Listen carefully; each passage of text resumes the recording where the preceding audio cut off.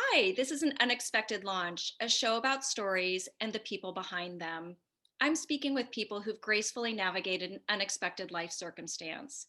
These are stories of resilience, connection, and community, stories of lives being rewritten, rebuilt, and reimagined. I'm Kirsten, and today's story is about Sara. Sara's a mom to three boys, and she's a survivor, a thriver, an adventurer, and a believer in all things possible. Her journey through trauma led Sara to become a professional coach, a wilderness and Grand Canyon guide, an executive producer of Walk Through This, a documentary of Sara's healing journey in nature, the Live Boldly podcast host, and a TEDx speaker. And if that weren't enough, Sara is also an author, and her debut book, Walk Through This, has just been published. Through all that she does, Sara's mission is to guide others to live their lives. She believes that we all have the power to overcome and lead joy-filled, happy lives. Sara, you and I share a mission, and that is telling our stories so that others don't feel so alone. We share Yeah. those feelings of being in the midst of a journey that we feel that nobody will understand. I'm so honored to have you sharing your story today. And I know there are so many who are going to see themselves in your story and feel less alone, empowered, and inspired. Sara, welcome to an unexpected launch. Thank you. Thank you for having me. Thank you so much. So, Sara, we're going to go back a little bit in time, and your trauma began when you were 17 years old. Could you please share your Yeah, experience? yeah, absolutely. So it did. It started when I was 17. I am 47 now. When I was 17 years old, I was raped by somebody that I knew. I attempted to press charges, and the police refused to press charges. I was pregnant because of the rape, which was devastating in and of itself. And unfortunately, even through that, a lot of people didn't believe me. There were a lot of people who questioned my story, who questioned me. And I actually had to get a restraining order on the guy on top of it. And I talk very openly in my book about this, that he tried it again on somebody else. And it was a devastating time for myself because I chose back then at 17 to keep my son, to birth my son, to keep my son, to raise my child. And I was questioned a lot about that too. Why would you do such a thing? And I learned very quickly back then the power of your truth and the power of your story, your integrity, and also how to walk through, right? Like that's actually where my title of my book came from, but how to walk through your pain and to get out the other side, to walk through to the other side, and just know that nobody really, even if people don't believe you, it doesn't matter. It's about believing in yourself. Ultimately, it's about believing in yourself. And it was a very difficult time in my life. My mom was actually the person who helped me get through a lot of it. My family, they were just amazing. Back then, I grew up in a very small village in Wisconsin. And so, you know, there was just a lot of judgment back then. And but my mom was the one that would walk me down Main Street every day, and she would say to me, hold your head high. People may not believe you now, but they will someday. Fast forward, I was 18 years old, and I had this like God-given hit. I call it like a God-given intuitive hit, believe what you want, spirit, universe, whatever. That And I was really struggling. I was in college. I was in UW-Madison, Wisconsin. And I was, waiting tables and raising my son and still living at home. And my life was just like blown up. And I remember where I was, and I heard this voice say, just keep believing in you. And, other people will learn from your story, that you don't have to be alone in this world, because there are people that are also living what you're living right now. And so that's where it started. That's where that book was birthed, was back when I was 17 and 18 years old. Took 30 years, but I got it done. 30 Well, years, but no, I got it done. you weren't quite ready. There were more things that were to come that we will There were a lot more definitely be things. And talking about. yeah, yeah, there were a lot more things. And I remember through my life, I kept thinking to myself, I became a teacher. I was an art teacher. I loved my life. I met my husband when I was a sophomore in college. We were very young. And And I fell in love with him overnight. I mean, we became best friends, and we ended up having two more sons together. So now we have three boys. And I always wondered, I was like, why is this book not coming forth? Why do I feel like I'm still holding on to a story that needs to be told? Mhm. Well, it was very hard to tell your story back then. You know, Me Too hadn't hit, Right. people weren't starting to talk too much. And then my life imploded at 40 and it all made sense. And I was like, oh, I remember when my life imploded and I was thinking to myself, this is why the book didn't get written, because the story hasn't come to it hadn't come to fruition yet. Right. So Sarah, as we've talked about, there were many things that were to come in your life that at 17 and 18 you didn't have the wherewithal to even imagine. How did navigating through the experience of abuse, how did that impact your view of yourself, particularly at that time and as you advanced in your life?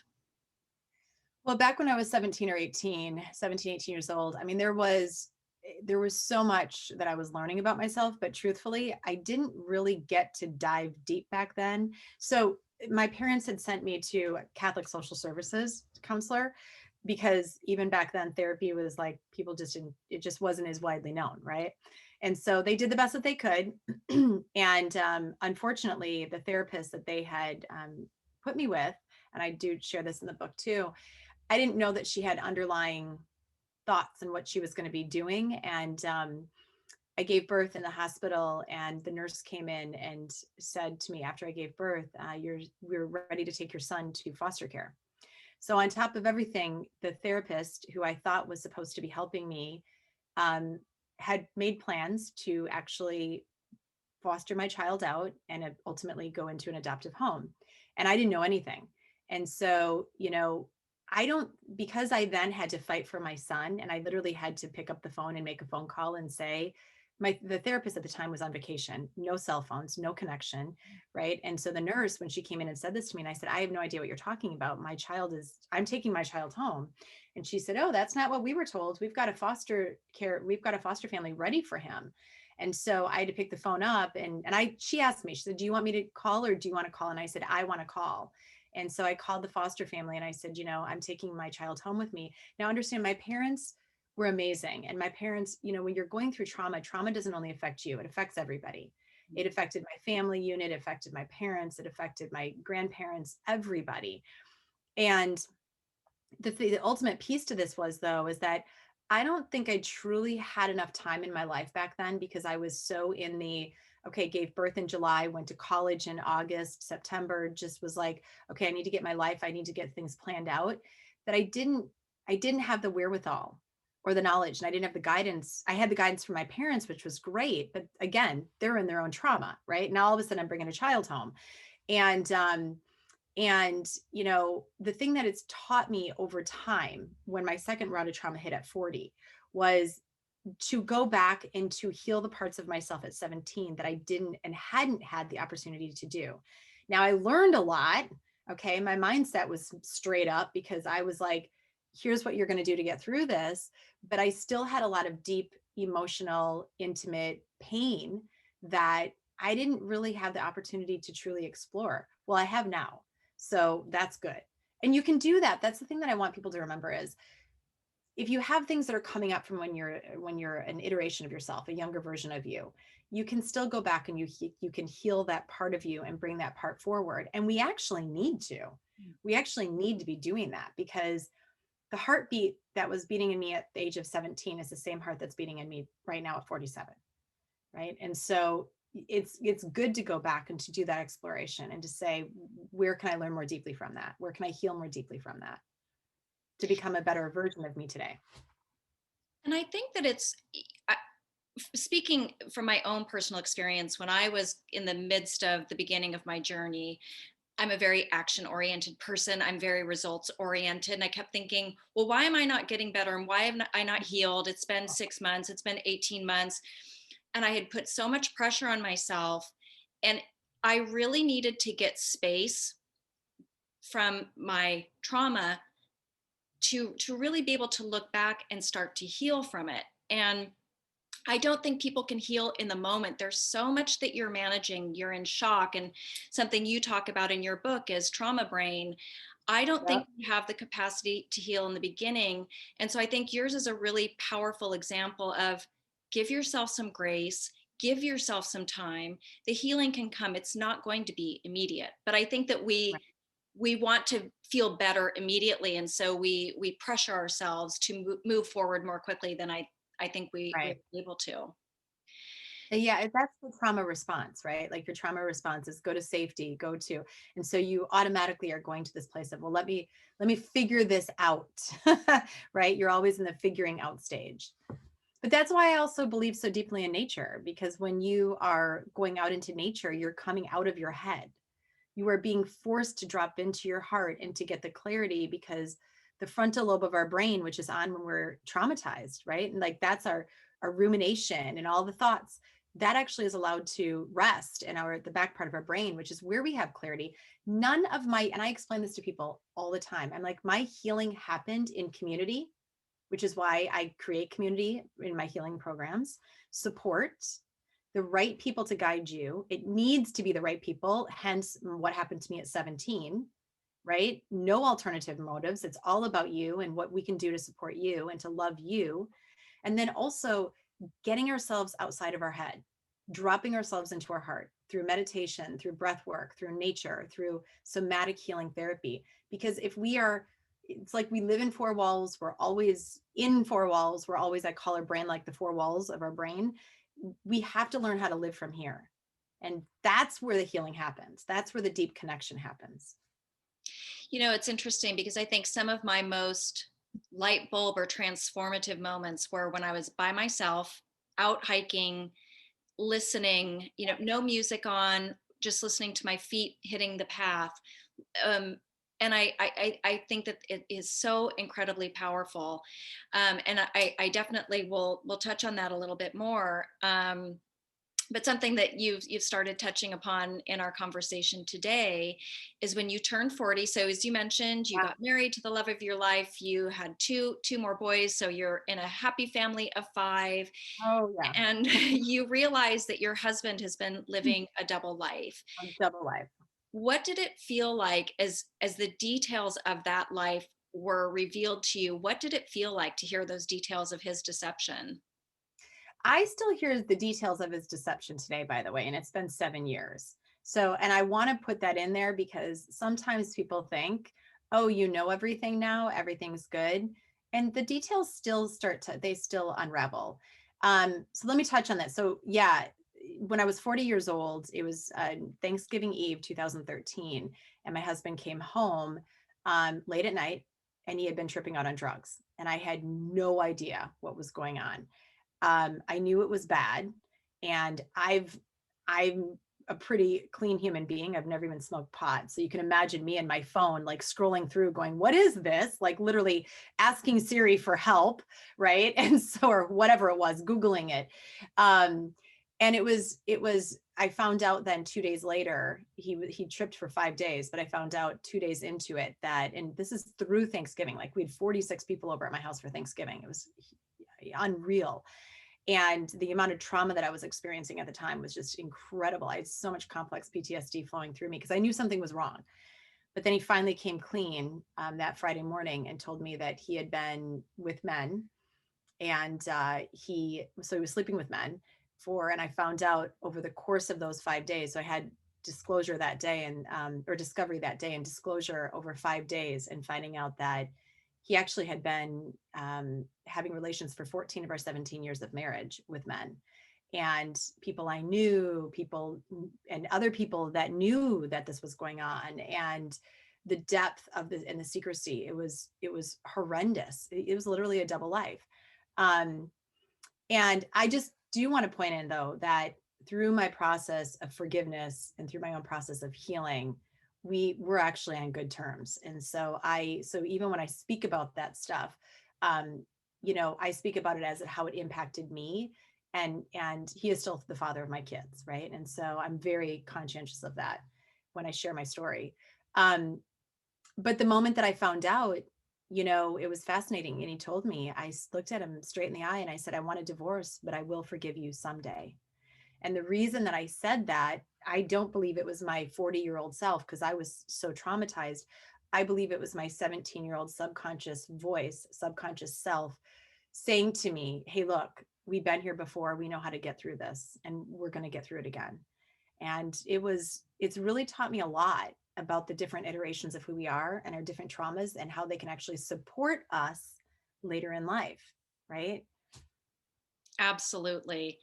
Well, and something that I found interesting when I was reading your book is you at times your inner self whispered to you, he's gay. And Yeah. like you, I just suppressed those because I had those same intuitions and I stuffed those so deep down inside. What would you say to people to how can we learn to trust our intuition? Well, so here's the deal. My intuition now is so spot on because, and here's why. So instead of shaming myself for not listening to myself, I'm like, wow, girl, all of those moments that you had those hits, they were spot on. And how amazing that your intuition is that strong and that you will have that hit, but really it's about listening to it. Right. And the thing that I did, and this is where many people do this, is when I would ask him the question, when I would say to him, wow, it was so weird. I was just running up a hill and I swear like a God given message came to me that you're like gay or what the heck.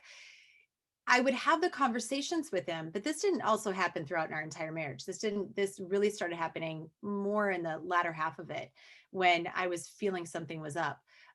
But when I would have those hits and I would go and talk to him, I did it from the wife, right? Like, I married you, you're my best friend, you're my partner, you would never do this to me. And he would always respond with, I would never cheat on you. Are you kidding me? I would never cheat on you. And I love you so much. And so I listened to him over myself, Yeah. right? And so why wouldn't you? He was my husband, he was my partner, he was my best friend. Of course I'm going to listen to that. Of course I am. Where it runs differently is this, where I now am today is in terms of trusting myself and trusting myself to listen, right? And not questioning. It's different because I now know when your intuition hits, your body reacts. And so when your body reacts a certain way, I always listen to my body. And if my body starts having that response to an intuitive hit that I felt before and I was smack dab on, I'm like, oh yeah, okay, this isn't good. Something's up. Something's up. Something's up. And so when you start to really be aligned, body, mind, spirit, soul, everything, emotional, everything, you just know. You just know. And I wish I would have listened a few times back then. And I at know. the same time, I'm like, I get why I didn't, Yeah. right? Like, I give myself grace, and the deepest part of my healing has come from self-forgiveness. Hmm. And so that's why I start my book in self-forgiveness, because you have to get to that place of forgiving yourself before you can forgive somebody else. But these are the things that I needed to learn, Yeah. right? Responsibility for, and self-forgiveness also for. Yeah. And that's again why the healing journey takes a long time, and we have to respect all of the things that are happening and that we're learning along that trajectory. Yeah. Yeah. It's beautiful. So one of the things that you mentioned in your book that I so resonated with is you talk about how difficult it was to let go of the life that you thought you were going to have. And I think that the grief that accompanies this kind of loss can be paralyzing. And what advice would you have for somebody who's struggling in those initial periods of grief where they're really mourning the loss of that past life, but they're also mourning the loss of what they thought was going to come? Right. So I actually interviewed a professor of grief this morning. So I'm glad that you're bringing this up. Perfect timing. Isn't it perfect? You know, one of the things that she and I were talking about, and it's interesting how her studies of grief, there's a lot of overlap and correlation with my own study of forgiveness, living of forgiveness, my own like thought processes on it. And one of the things that she mentioned was there is no closure. So we're always looking for the closure, right? There never actually is a closure. What there are a lot of openings, right? And so you will always, and I still mourn my past. I still mourn, and I always will be.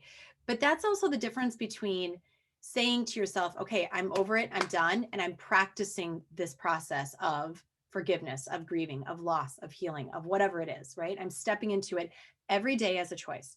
And it's fascinating though, because this whole thought process is on like, what do you do? Like, what do you do on the fact that you don't no longer have the dream that you thought you had, the life that you thought you had?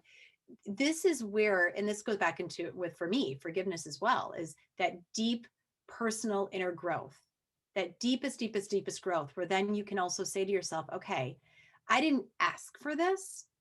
I never asked for this. And here I am. What am I going to choose to create from this?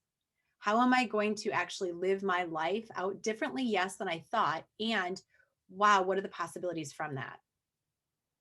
So I always talk about your art, your life as being like a piece of art. Like mold it however you want. You're pull that child out from in you and get creative with it. And is it hard? Yes. Is it scary? Oh my gosh, yes. And what's the alternative?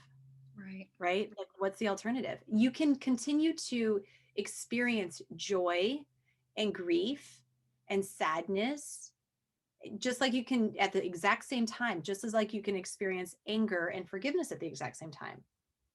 Right? It's what you choose through that, though. Mhm. It's interesting.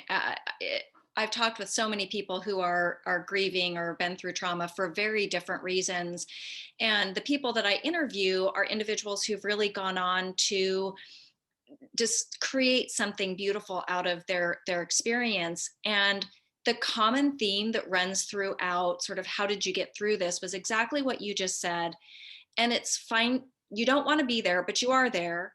And so what is the purpose? How can you take what you've been given and transform yourself into the best person that you can be and leverage that experience to discover something you would have never sought out otherwise, or would have never reached for, or never even thought of? And so it's taking that opportunity. It is an opportunity to learn something, to grow. And I think that's something that really helped me. I kept thinking, okay, I'm going to discover a purpose out of this. I'm not going to go through all of this for nothing. I'm Right. going to use it to make Right. something out of it. And I think that's really powerful. And to be honest, it took me a long time to get there, years, and I still work through it. But I do think if we can take some time and reflect to get to that point, that it's so powerful. Well, listen, I never thought I'd be standing on a TED Talk stage talking about forgiveness. I never thought I'd be writing a book where it would be about forgiveness in nature. I thought I was going to be writing a memoir when I was 18 years old about what I went through so other people didn't feel alone. But that's the beauty of it, right? Like Yeah. that's also where I tell people, heart center open, allow whatever needs to be coming into your life to come in. Like don't resist the possibilities, Yeah. because when we resist the possibilities, we ultimately are resisting our own living and expansion, Yeah. right? And so I there what's the alternative? I don't Exactly. know. I don't have an alternative. That was like, okay, well, I guess this is what I'm doing. Yeah. I mean, I wrote about that in the book. I was like, I never set out to be this person. I could have very easily, and there are days where I'm like, gosh, maybe I could just go crawl in a hole and go back to sleep, you know? So we all have those thoughts and those moments where we're like, Yeah. oh, Yeah. but what good is that going to do for the world? Right. That's exactly right. you know? Well, and I think um, I think it's taking that and sharing it, as you say, and I think that's what's so powerful. Yeah. One of the things that you were talking about earlier is the importance of nature and how important that was to you, during your journey. And you write so beautifully throughout your book the impact of nature and how we can use it. And you have beautiful meditations throughout each of your chapters. So for those who are listening, to us today, what are some simple steps that people can take to start to realize the power and yet the simplicity of nature and how that can be leveraged during their healing? Okay, I love that you said the power and simplicity in the exact same phrase, power and simplicity, because thank you for saying that, because people look at me sometimes and they think, oh, I got to go climb a summit, or I got to go into the mountains, or I have to go paddle offshore with whales and dolphins. I did that, yes, and I'm an adventurer as well. And the power of nature is so simple. It gets back to the most simple things, which is being present in the moment with what is around you. So that means go to the park, lie down on the grass, look up at the clouds, and just witness what's happening in the sky.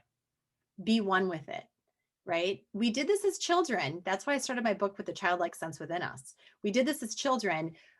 That said, we don't always do it as adults. And so, watch the leaves fall down from the trees. Like, actually watch one leaf, how it's falling down to you, right? And watch the spider that's weaving a web. Watch the way that the grass blows in the wind. How about if you actually just feel the wind, right? And so we have all of these senses in us, but yet we don't always utilize them. So I was guiding a blind woman through the Grand Canyon. Can I go into a little alternate thing here? Okay. Absolutely. Take it. So I was running a retreat. I believe it was in June of 2018, I believe. And I had a blind woman that wanted to go. And of course, I was like, absolutely. I've never guided a blind woman, but sure, we'll do it.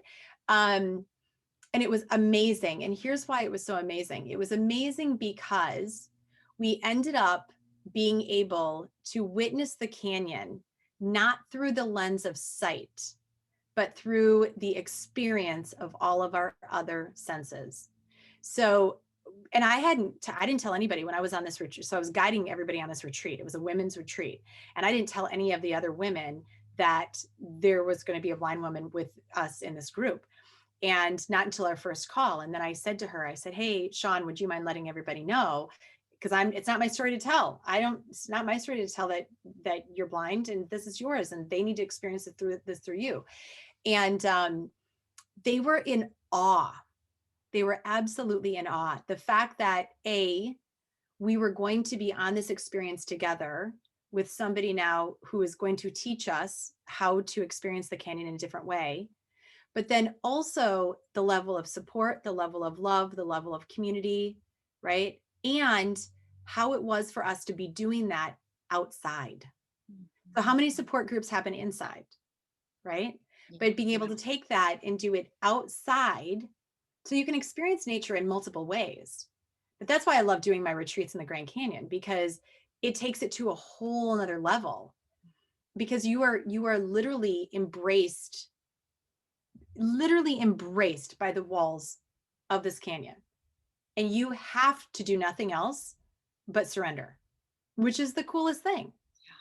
But that's what nature does to us. It forces us, it literally says to us, surrender to what the heck is going on in society and just be present with me. That's it. But that's where our healing happens. Yeah. It's Well, outside of our.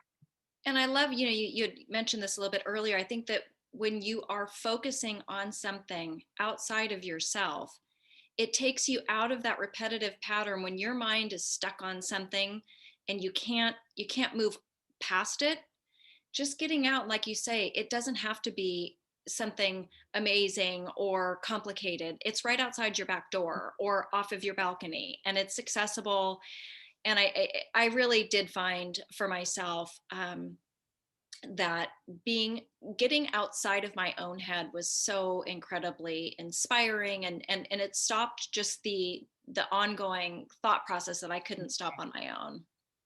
Well, and it's interesting because those two things I want to touch on with this is that, that's why meditation outside is so important. That's why in my book, I made, it was as hard as it was to do and as much time as it took, I made one set of meditations with nature sounds and one without. So if somebody was inside and they wanted to listen to, because even just listening to nature sounds actually starts to shift physiologically what's happening in your body. So I did one with them and one without them in case people wanted to take them outside into nature, because being in nature is also a mindfulness practice, but then when you take meditation into it, it's kind of like turning the knob up, and it's like meditating on steroids, I guess you could say, right?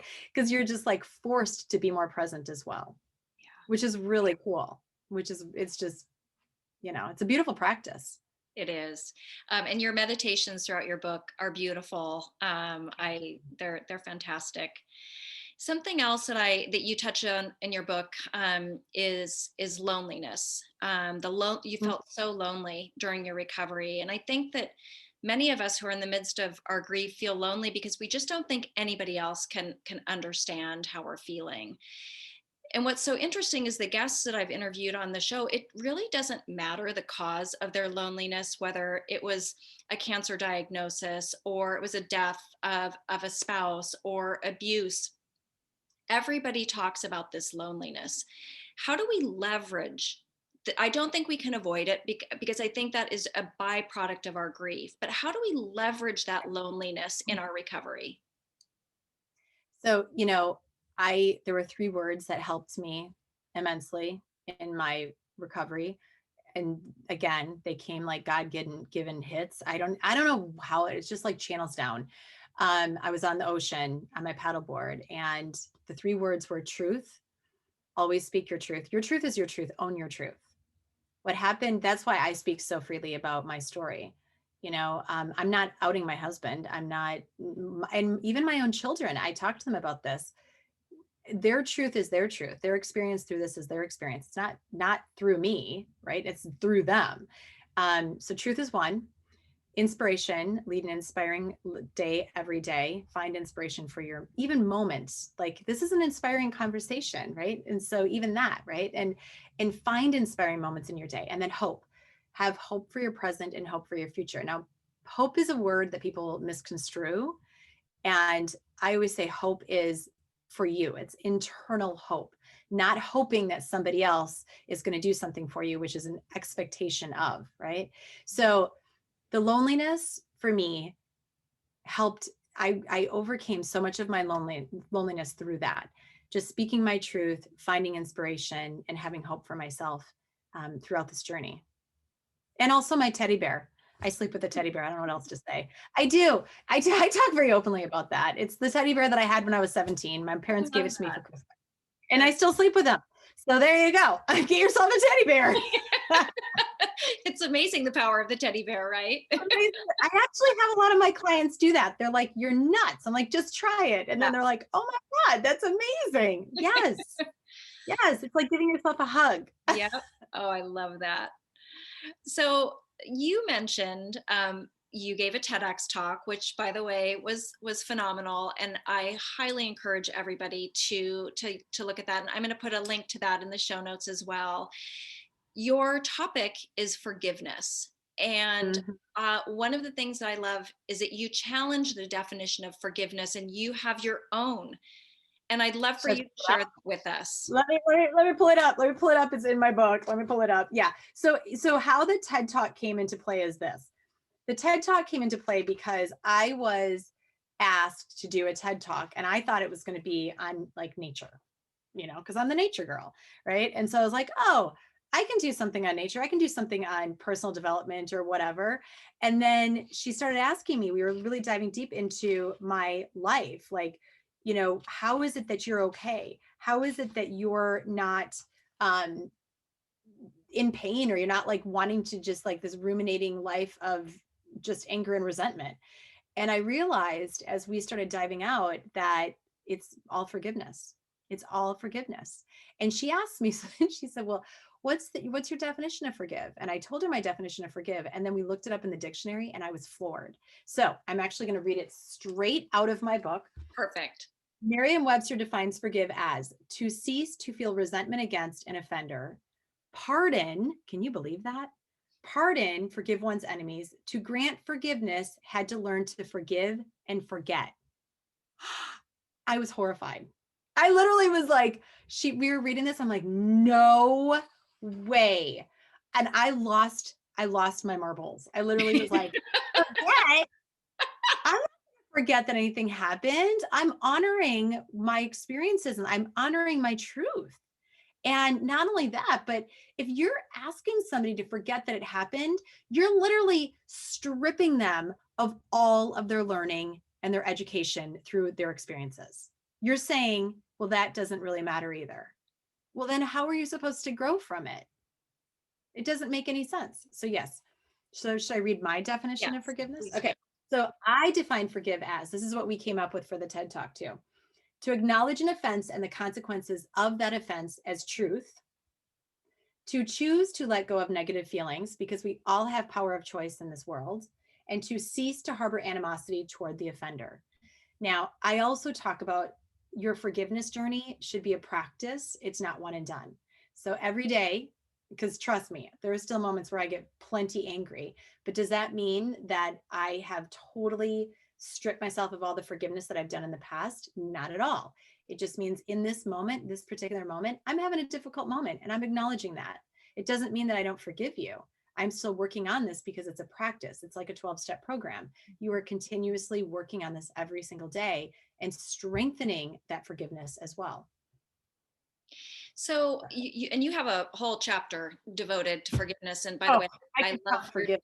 love your Yeah. definition. And you talk about self-forgiveness in that chapter, which I think is so important. And Yes. we've talked about this a little bit today, but why do you believe that forgiveness, including self-forgiveness, is so vital to our healing? Because everything else, so the most important relationship that we can have in this world and in our lifetime is with ourselves, period. Period.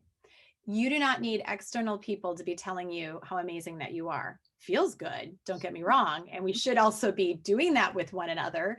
And you were born into this world a worthy human being, a beautiful beacon of light in this world, right?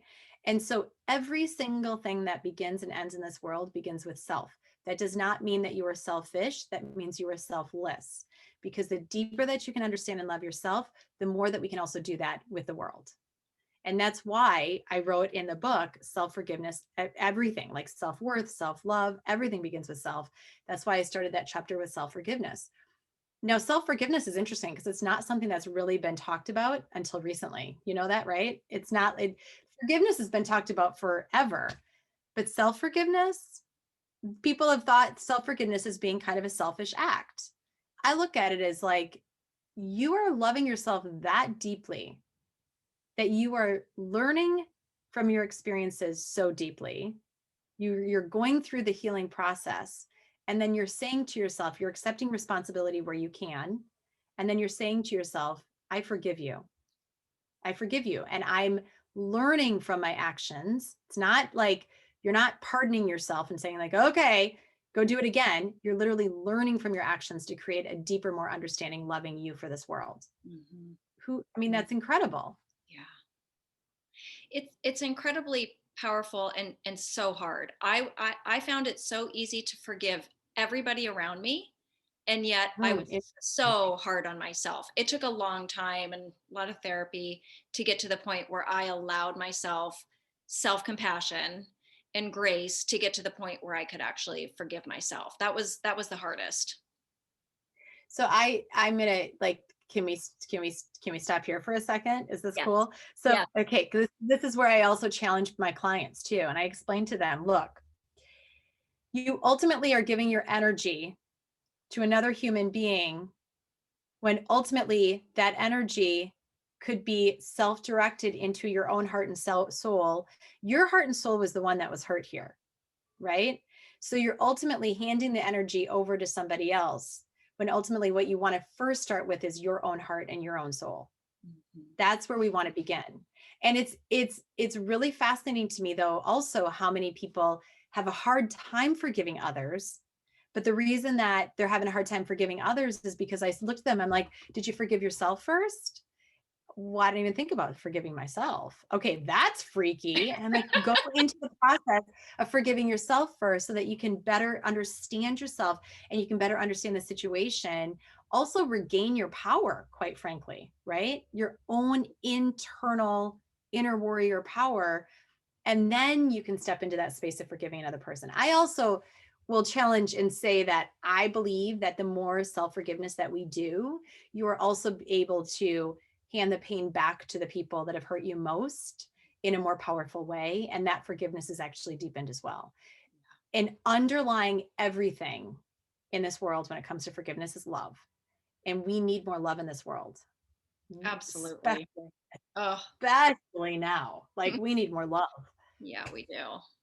which is why I went into the third step, forgiveness for the world, because we have to get to that place of forgiveness for the world too. Yeah.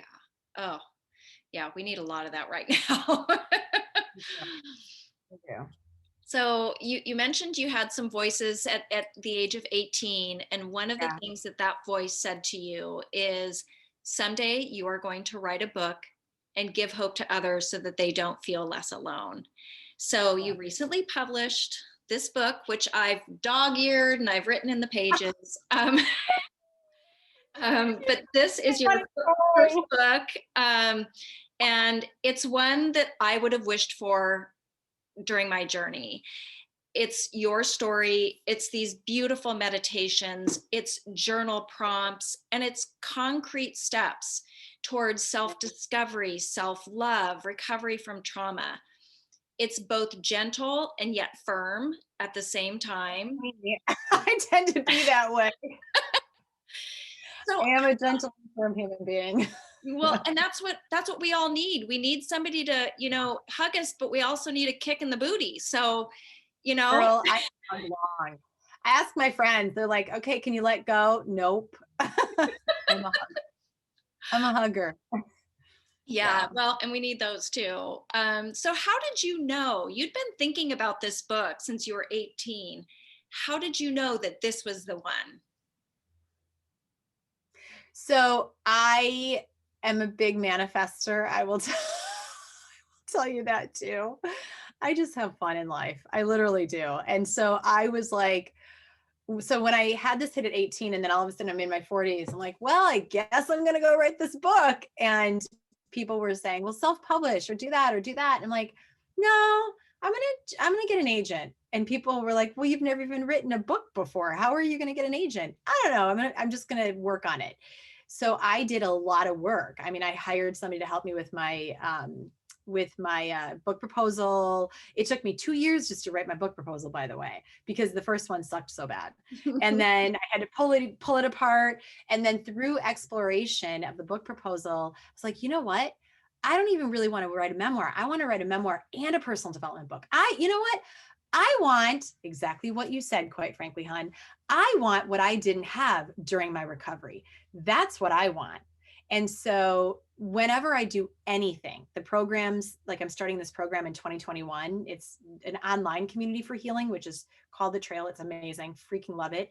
Every single thing that I do anymore, from the retreats that I run to the film that we're working on, it's always where what have I missed? What did I not have in my past journey? What did I not have in my trauma recovery that I want to bring to the people today?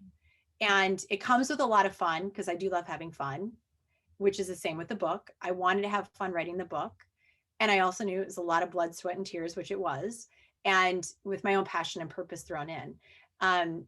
So that's how it happened. But really, I wrote about this in the book. I hiked from the High Sierra Trail from Sequoia National Park, actually, to the summit of Mount Whitney. And that was 2 years ago. And while I was on the trail, I kept manifesting this book. I'm like, I see this book and I need my lit agent. And I see people taking my book outside and I see people dog earing the pages just like you. And this is what I see.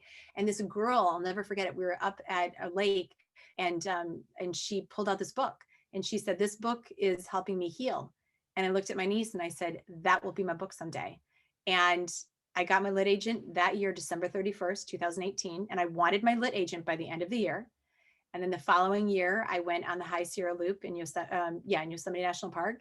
And I was like, okay, I want my publisher. I want somebody that's going to believe in me, that where they don't look at me and think I need 1 million followers, because I don't have 1 million followers. I mean, give me a break. I'm a mom with 3 kids. Like, I mean, is my following growing now? Absolutely. Thank goodness, because that means it's helping more people. Right. But I didn't start with that.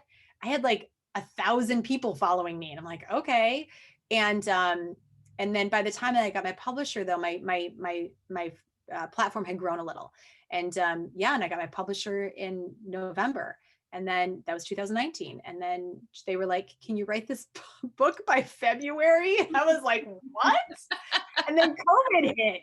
And, I was like, okay, you guys, I can't write it by February, but I'll start it in December, where I started it in the fires that were going on in Australia. Believe it or not, that was only a year ago. And I ended it during COVID, June, July-ish is when we finally finished it. All during COVID. Perfect timing.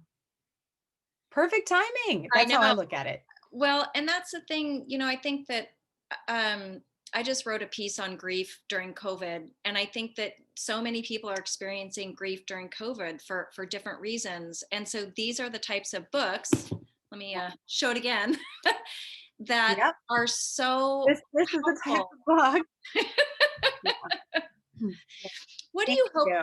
It What? really is. And go ahead. No, go ahead. Go ahead. Oh no, I was like, yeah, and that's why I wrote it the way that I did though too, because I really wanted a book that people can use and that they're going to take outside of the home, Yeah. that they're going to take outside. And that's what I wanted. Well, it's Yeah. incredible. And, through so many of your platforms, the book, through your website, through your TED Talk, you share some really intimate and very painfully personal moments. Why do you share your story so openly? Because I know what it was like to be in the story and feeling like nobody else was there. And I mean, I lived my story, right? And I know the pain, and I don't want people to feel that same pain. And so, as hard as it is sometimes, because it can get very difficult, and there's a lot of stuff I don't share. I mean, you guys are all hearing like a minuscule of what has actually happened. And so I'm very respectful of not sharing too much, Right. though who knows with the film, I mean, we're working on this documentary and that goes super deep. So um but I want people to be heard, and I want them to hear themselves and see themselves in my words, in what I've lived through, because then they're going to be connected in a different way, Mhm. you know And I just think soul. that, yeah, that connection is so powerful to our healing. And it's so critical to feel that you have other people who they may not have been in your day-to-day experience, but you're connected with them through those shared experiences. So I think that sharing our stories is so powerful for other people to give them that beacon of hope. But I also believe that it brings us power. So what has sharing your story done for your healing? That's a good question.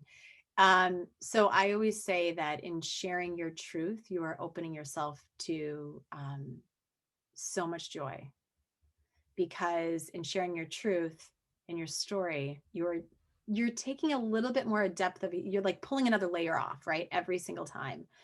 And it gives you that opportunity to understand yourself a little bit more. And through that, you are ultimately opening yourself up to all these other possibilities, which for me is freedom, like freedom, ultimate freedom. Yeah, absolutely. I want to take a little bit of a turn. We've been laughing. We've been talking about these inspirational opportunities and power and moving forward. And there's a topic that I think is so important that many of us do not want to talk about, but I think it's such a critical piece of the journey. And that's talking about suicide. And Yeah. most people, we don't want to talk about it. And like you did, I also considered suicide. I was at a moment where I couldn't imagine a path forward for myself. But it was my three boys, as for you, they Mhm. kept me grounded, and they kept me moving forward. So we don't want to talk about suicide. There's stigma, there's shame, but I think it is so critically important that we do. And that was one of the things that I loved about your book is you address that head on. And I'd love for you to just share some thoughts with what thoughts might you have for somebody who's struggling with thoughts of suicide. So I would go back and read my words, quite frankly, and connect to them and know truthfully, you are not alone in this. I mean, I thought about it. I remember driving my car down the 405 and I was like, if I just slam this into this, my pain, the deepest pain will go away. I wasn't eating. I had to force myself to eat an apple a day. I lost so much weight. I was ruminating. I was crying nonstop. I was anxious. I mean, I had so much anger in me and rage that I didn't even know that my body could, I didn't even know I could go that deep with rage. I had no idea. And I'm not a rageful person. It was such an experience of like massive overload on every level that the pain was so harsh. And then to know that I still had to get up every day and mother my kids was terrifying, Yeah. because how are you going to do that? And I will tell you that through my truth, so that other people understand that they're not alone, that's what helped me get out of it. It was just this finding one person at a time that I could talk to. And so those people that are there, if there is anybody, because there are, reach out to me for goodness sakes. I'll listen to you, and I'll hold space for you. You know, just finding somebody that will see you for who you are and can hear you for who you are. That's it. That's all that you need, because that one person will also ultimately also be there for you. Right. And I'm very serious. Go into my website and contact me. Like, I'm not joking. Like, my door's open, because we don't, it's just, it breaks my heart. And I've lost people to suicide, and it just breaks my heart. It just breaks my heart. And mental, it's a real thing. And also feeling this lost is a real thing. Yeah. And I worry so much now more than ever with people self-isolating and socially isolating, that that's just exacerbating the loneliness that people are feeling, and the anxiety that they're feeling. And I think talking about mental health and creating that space that it's okay to admit that you've had thoughts of suicide, that doesn't label you as this kind of a person or that kind of a person. It's finding that courage to reach out to one person and Yep. maybe to another. And so thank you for talking on that topic, because I do think it's such an important part of grief. I know that nature was definitely something that inspired you, but when you were grieving and in those low moments, where did you turn for inspiration? Nature. That was it. I mean, I will be very, very honest with you. It was, I had a support group. I did end up finding a support group, which was great. They were very, very helpful to me. But my inspiration came from being present with my kids, right? Just allowing myself to be present with them. But they also knew that that I couldn't go to that place of being ultimately present with them until I got myself outside every day and moved my body. And that meant, just going down to the ocean or just walking the beach. And I mean, I get it. We live like, when I was 17, I would go and plop my butt in the cornfields, and I would just sit there in the cornfields and just look around. And if I felt like crying, I would cry. And I was only 17. Yeah. And so just allowing myself to have my senses be heightened so I wasn't always in my pain, those are moments of inspiration. I love that. Thank you for sharing that. Mhm. I also think, and we've talked about this, that through these journeys and through these unexpected circumstances, beautiful gifts emerge. What are some of the gifts that have come through your journey? Being here with you, truthfully. I really truly mean that. I truly mean that. Like, literally, I think that the biggest gifts have been, when people get excited about my book, when I get messages from people that say that my story helps them, messages through my website, messages through, the newsletters that I send out, or through the messages through social media. And I just found you, and oh my gosh, now I don't feel so alone. That's been the biggest gift for me. It's just been amazing, the impact of that my TED talk had. I remember standing up there and watching a guy in the front row to the right of me who was like cowering and just wanted to just sink into his seat because I knew that my words were affecting him so deeply. Or the guy that came up to me afterwards and said, I'm taking the weeping, just weeping, and said, I'm taking this message of forgiveness back to my home. And us as a family are going to sit down and we're going to have a conversation at the holidays. This was a year ago. And that's it. Like, that's just the impact. That's it. it's all the impact. Yeah. It's amazing. What is your greatest hope? Oh, my greatest hope, and I can honestly, I'm just going to sit with this one. The fact that I'm actually sharing this. My greatest hope is that this book makes it around the world and that it ultimately brings us together as in humanity. That's truly my greatest hope. Between the film and between this book, because the film's not done yet, right? Like the film is huge. That's a piece of art. So between that and this book, my hope is that as a humanity, we can come together more deeply and understand one another more deeply and put more love into the world, right? And just put more love into the world. That's beautiful. Thank you, Sarah, for sharing that.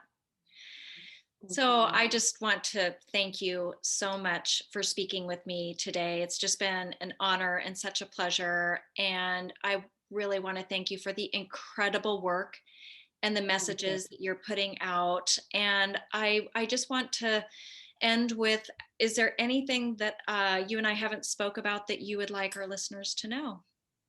No, I think we've hit a lot of stuff. We went deep. We hit a lot of stuff. You know where to find me. I'm, in my website, Sarah Schulten Crayons. You're going to put all the links and stuff, and I'm sure my Instagram, my Facebook, all that. Go watch the film. Yep. Walkthroughthis.com. Go watch the film. Get inspired. Yeah. Well, and I just want to encourage people to sign up for your newsletter. You send out these beautiful newsletters, fantastic topics and links, and get the book one more Thank you. time. Yep. Sarah, thank you so much for your time today. This was an absolute pleasure. Thank you. Thank you for having me on. Thank you.